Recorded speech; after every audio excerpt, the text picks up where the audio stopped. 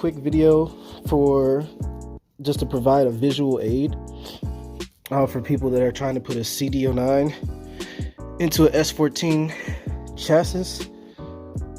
As you can tell, I'm out of breath from hammering. You will need to hammer your chassis around the trans tunnel. I was kind of let off good because I previously had a RB20 swap with an RB20 trans. That requires hammering in the starter area just to allow for clearance, but not nearly as much as you're gonna need for a cd009. My trans is painted white. All this black stuff is from it scraping inside of my trans tunnel, which I have coated in whatever that stuff is, underlayment or something like that, but that's besides the point. This is where it's hitting for me, so I have to pull the swap back out and clear off, not here, over here, sorry. It was hitting right here, so I couldn't get it in that final inch to bolt the mounts to the brackets. But I am able to bolt the trans up in the back. So I didn't have to do any hammering back here for my chassis.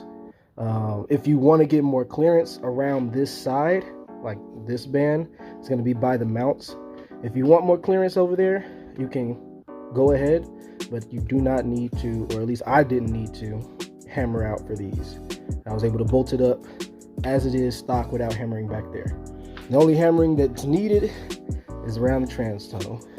So you can look at yours and see what it looks like stock, but this is how much I've been hammering on mine. This side clears perfectly fine, so that'll go to show how much I popped out of it, and it looks like ass. Now I should have put the foil on it afterwards, but this is the side in question. I've been hammering this for about 45 minutes now, trying to get it to match this side, and I'm at the point where it's not really moving anymore. So I think I'm gonna call it and try to shove this back in as it is. But yeah, just wanted to give a visual. If I need to do more hammering, I'll add it after this clip.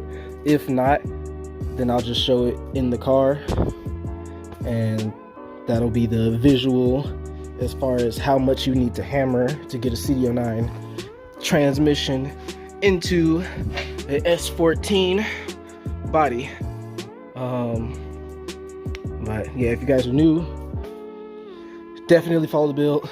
As you can see, been building, this is RB25 Neo, going for decent power on it, big turbo, all that fun stuff. I ain't gonna get into all that. I got videos on the channel for everything that I've already done on here, focusing on the trans thing. So I'm gonna cut to the next clip, and that's gonna be that. Okay. Whew. All right, so I got it all in, and trying to get into position the way I could best show you guys. All right, so here we go.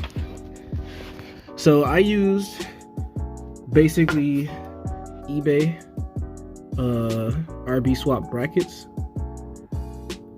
for the this bolted to the engine. I have Megan Racing 240SX S14 mounts and nothing else in the front. Then I have the excessive cd009 to S14 bracket and their mount, and that's all that I needed for this. It makes it pretty simple.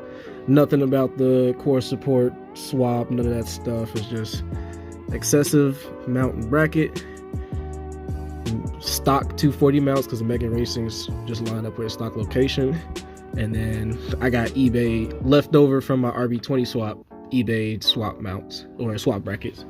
But as far as the clearance, so this is in, it's all bolted up, everything is good. I'm just trying to weasel under here, don't mind me, as you can see. And this is why I chose excessive, because theirs allows for a lot of adjustability. All right, let me get some light going so you guys can see what I'm talking about. That plug is unused with my swap, so I'm not worried about it. But yeah, you see they got the slots for adjustability on the bolting it to the S14. They even have slots on these. You can't see it because of the washer, but these are slotted as well, so you can kind of move it left to right if you need to. And then on the other side has slots as well, so it allows for full adjustability of this to match whatever.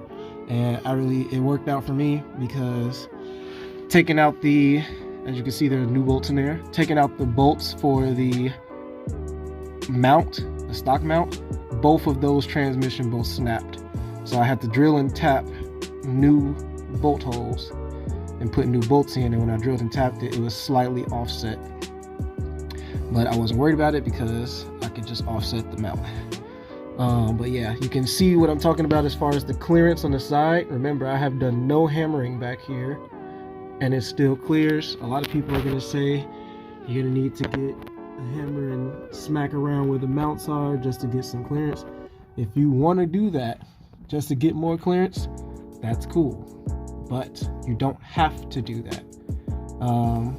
With this setup, as you can see, the shifter location is just slightly farther back than OEM, so I am going to have to address that.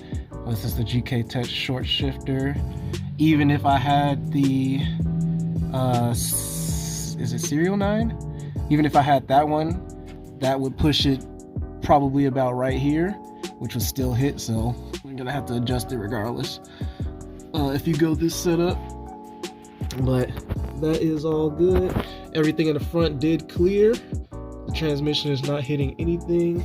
You have plenty of room all around, as you can see up there. So I'd say about 1 inch of clearance for the trans tunnel, right where it meets the firewall, and then we're good to go.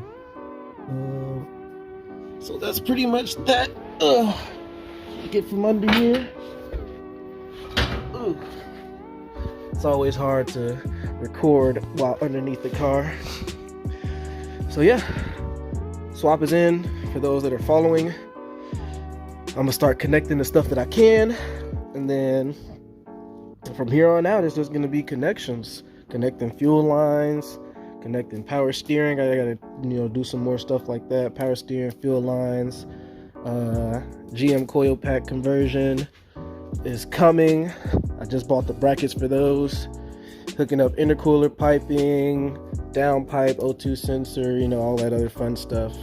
But for the most part, engine swap is in the car, and it ain't gonna be too much longer before we're starting this thing up.